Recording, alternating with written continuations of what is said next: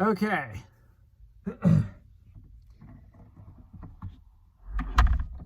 Welcome to the deafening silence of my new booth.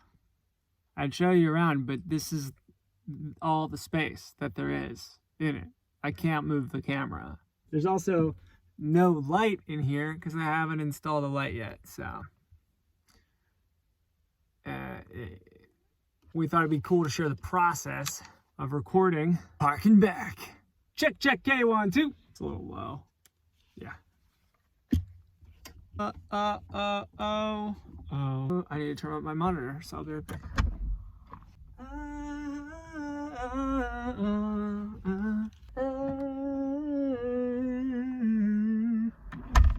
Alright, what do I do this time? Top of the morning to you. I'm Shane. I hate myself. I'm Shane.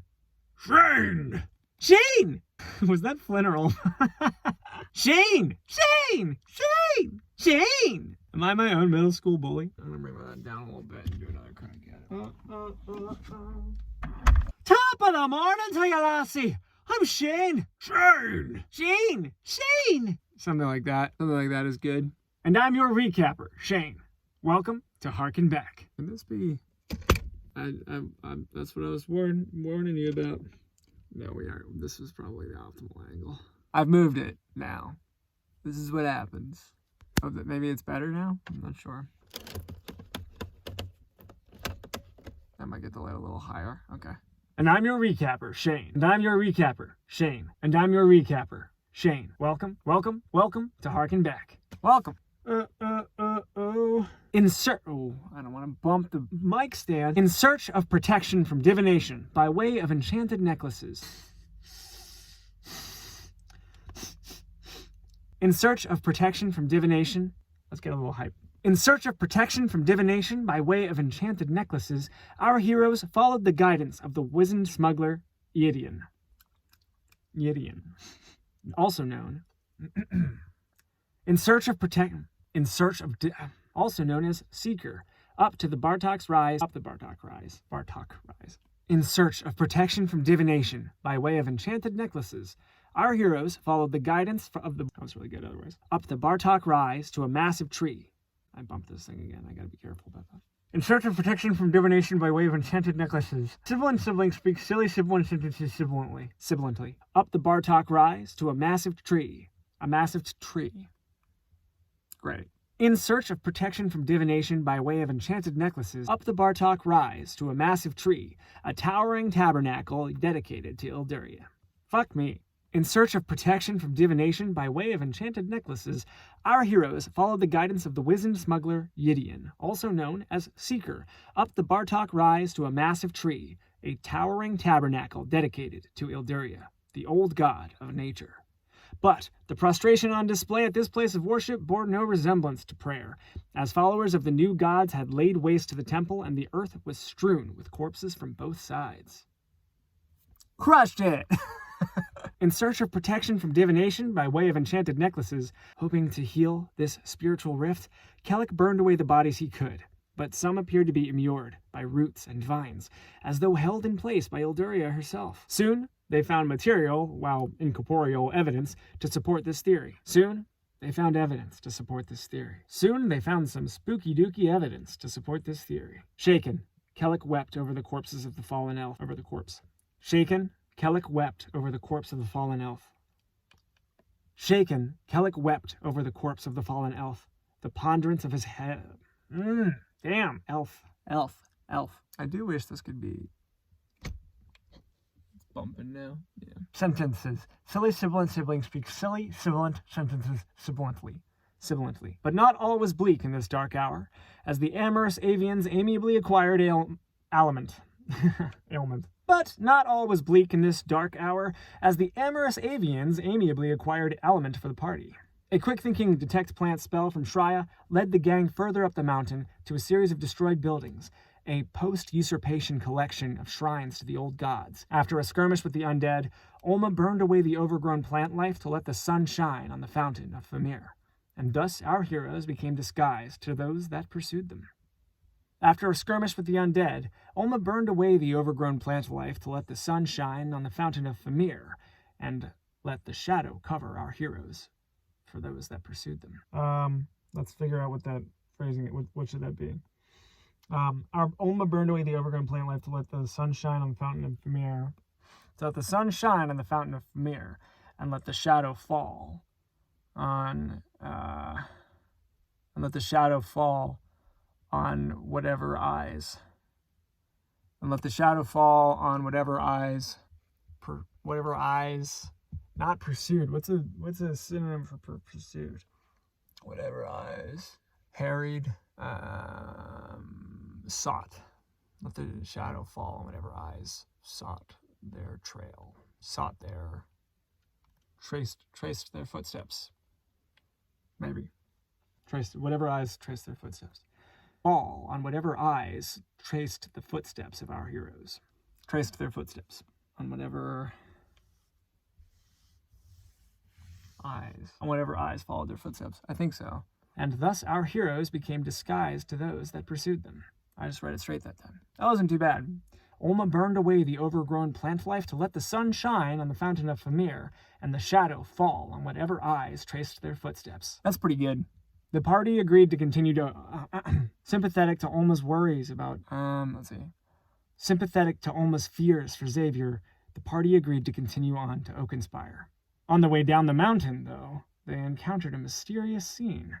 2 ancient warriors, locked in their final death strokes. On their way down the mountain, though, they encountered a mysterious scene. 2 ancient warriors, locked in their final death strokes. On their way down the mountain, though... I don't like any of those performances, but we'll see. They'd soon find out. Wow, that's really locked into my brain somehow. They'd soon find out that these soldiers were cursed to do battle for all eternity. They'd soon find out.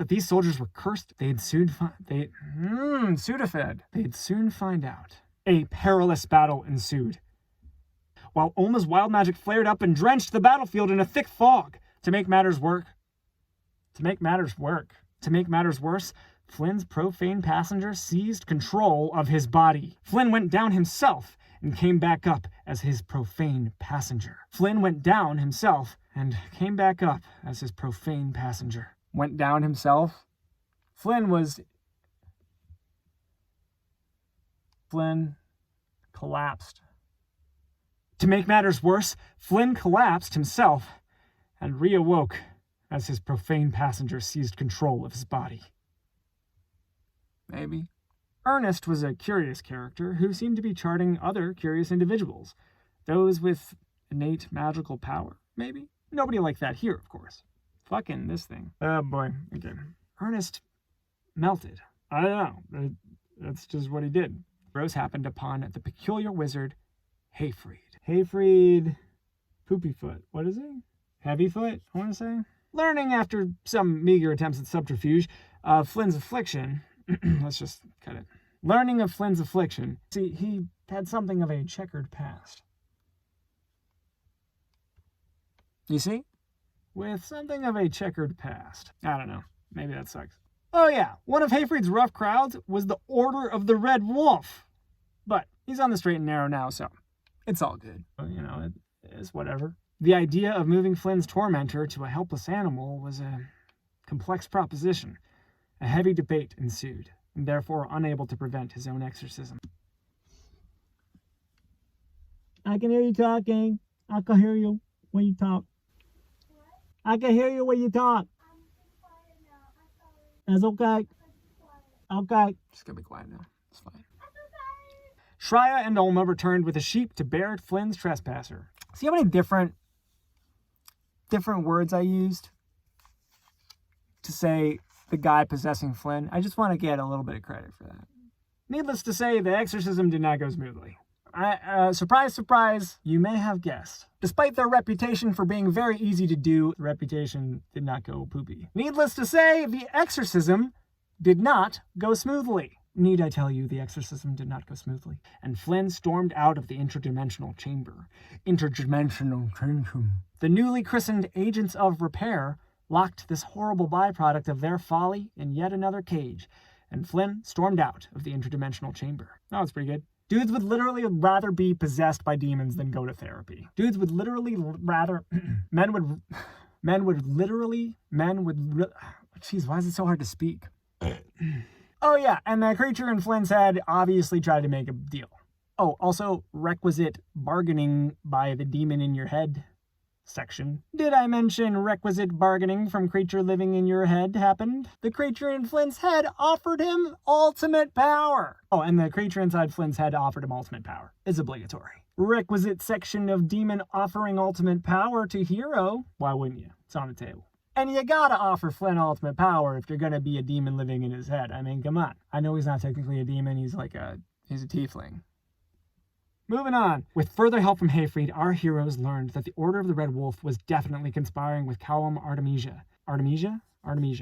God, it's so hard to say. I decided on that name. Why did I do that? The half-orc, half-corpse, crystal dweller. A lot of loose ends there. A pair of drow twins they hadn't yet encountered, and a mysterious community of dwarves signified by a firefly symbol. That was really good, if I do say so myself.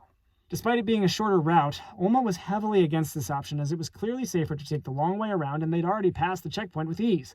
Shreya was a dog. Sneaking past slumbering hook horrors, the agents of repair led the half-orc family down a series of tunnels marked with an anvil, unwittingly betting their lives on the idea that they would lead toward dwarven civilization. Instead, they found an abandoned forge inhabited by baby fire giants. Oh, and the regular adult kind. Also. They scrambled. Olma and Flynn ran distraction, while Shreya and Kellic ushered the family through the tunnel. But once again, our heroes had bitten off more than they could chew. A flaming boulder took the life of Penelope the horse, and nearly that of Flynn Fellowweave. One of those is good, right? They scrambled. A flaming boulder took the life of Penelope the horse, and nearly that of Flynn A calm meadow greeted them at the mouth of the mine, but the loss of Penelope and their disunity on the correct course of action prompted further. Our heroes now lie in the dirt amidst this crisis, a great anthropomorphic storm cresting the horizon. Will they make it to Oakenspire safely together? What awaits them in the capital city of this hostile nation of law, order, and capital punishment? And should they find Xavier, will he have the answers they seek? The tools to fight their aggressors? The means to repair the world? Find out when we return next week on Venture Forth. A D&D podcast. I think that's good, but we'll probably come back.